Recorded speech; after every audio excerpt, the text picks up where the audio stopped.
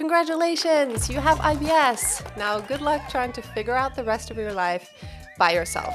That's pretty much what I was told when I was first diagnosed as a teen. And I'm not going to tell you my full story right now because if you have just gotten the diagnosis, I'm betting that you probably just want to know what to do to start feeling better as soon as possible. So in this video, I'm going to give you 3 tangible tips on things that you can do that's going to help you out right now. If you're new here, by the way, I'm Christine, IBS coach and mentor, and I'm here to help you navigate life after the IBS diagnosis so that you can actually enjoy life again, enjoy mealtime again, and not have to constantly worry about these surprise flare-ups and know a little bit more about what you can do to avoid them. So let's get to the tips. So the first thing is sleep. This is when our cells repair and recover.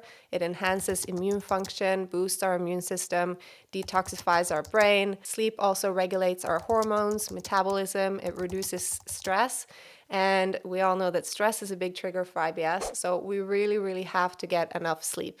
And this can sometimes be a catch-22 because if you're struggling with IBS and gut issues, chances are that you're already having sleep issues. Maybe you can't go to sleep at all when you go to bed. Maybe you wake up in the middle of the night in a flare-up and then you can't go back to sleep. Maybe you have anxiety around sleeping because you know it's really important and you know you need to sleep, and then you can't sleep, then you get stressed about the fact that you can't sleep, and then you definitely can't sleep.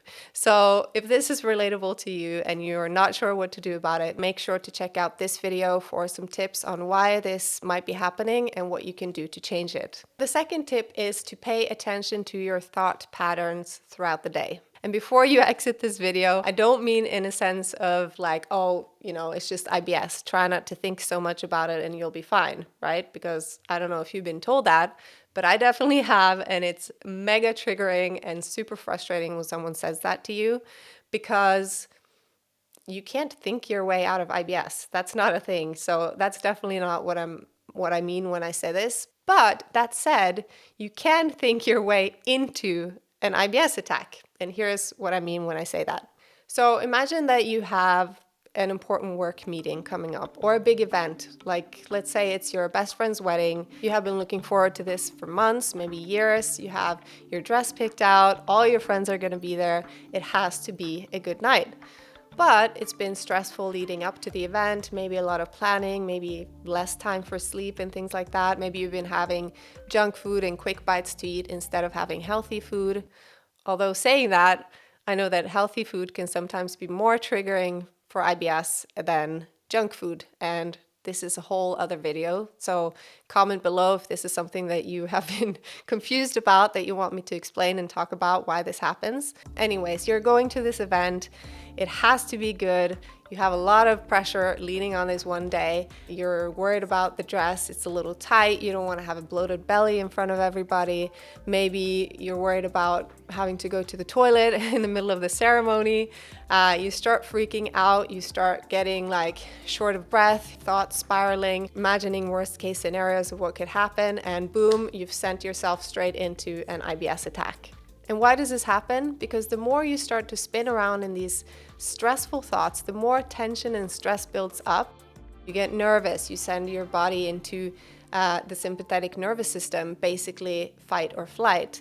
And you've probably heard this before, this example of, if you're being chased by a tiger.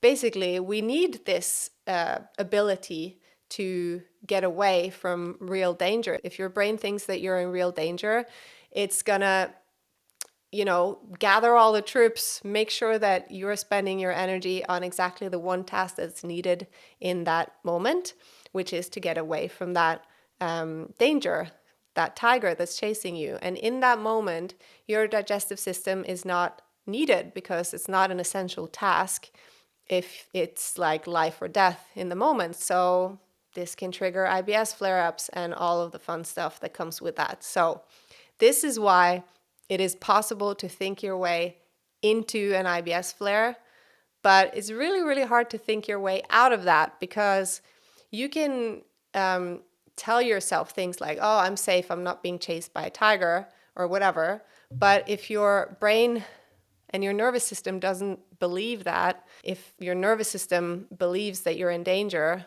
it's going to feel like a lie to tell yourself those things, you know? So the way to avoid this is basically to learn how to regulate your nervous system. And this is something that I want to get some guest experts on to talk about, because this is a whole, you know, field of its own. But it's really important to know about when you have IBS, or, you know, basically are just a human living in a body on this planet right now, because as far as I understand, we are all quite a lot more dysregulated than maybe we are aware of. So finding ways to regulate our nervous system is so important. And this can be as simple as just go and cuddle your pet, get a hug from a friend, go out in nature, be surrounded by nature. Stuff that brings you joy is regulating for your nervous system. Tapping, dancing, singing, humming, all of these things are very, very regulating for your nervous system, and it's the language of your nervous system. But from my experience, one of the most important things to get started with this about regulating the nervous system and avoid getting into these spiraling thoughts and everything is just to become more aware of it, because sometimes we do this, and I've been there a lot of times. Sometimes it just happens kind of without our awareness, and then suddenly you're in this like whole very, very intense thought spiral pattern situation, already in a flare-up maybe, and it's like, okay, what happened and how did I get here? So just becoming more aware of it and paying more attention to your thought patterns throughout the day and how this affects your physical symptoms is a really, really good way to start, because awareness is the first step to being able to do something about it and change it. Okay, so the final tip is hydration. Speaking of.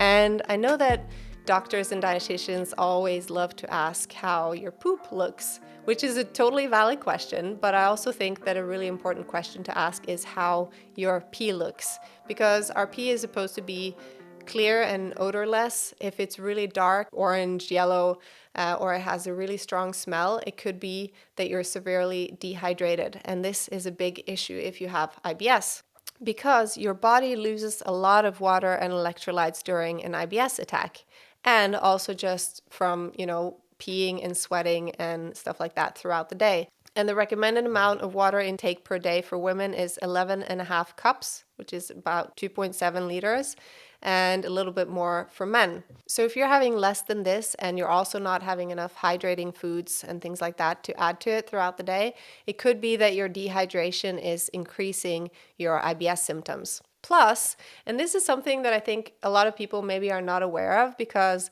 the logical way of thinking about dehydration, lack of fluids in your body, would be to think, okay, well, that probably causes constipation predominant IBS, right?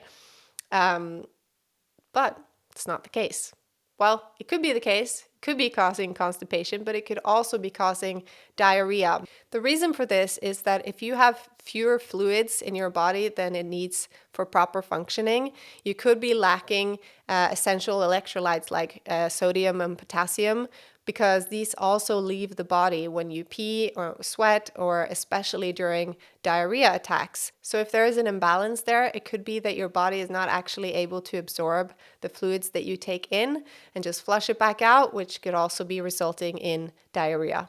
And dehydration can also lead to a lot of different other health issues like fatigue, dizziness, joint pain, muscle cramps, anxiety, constipation, headaches, and trouble sleeping, like we talked about in the beginning of the video. So getting enough water and hydrating your body properly throughout the day is so, so important, not just for gut health, but also for so many other different health benefits as well.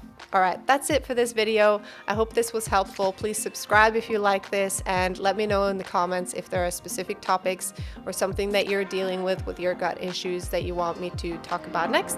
And I'll see you in the next one.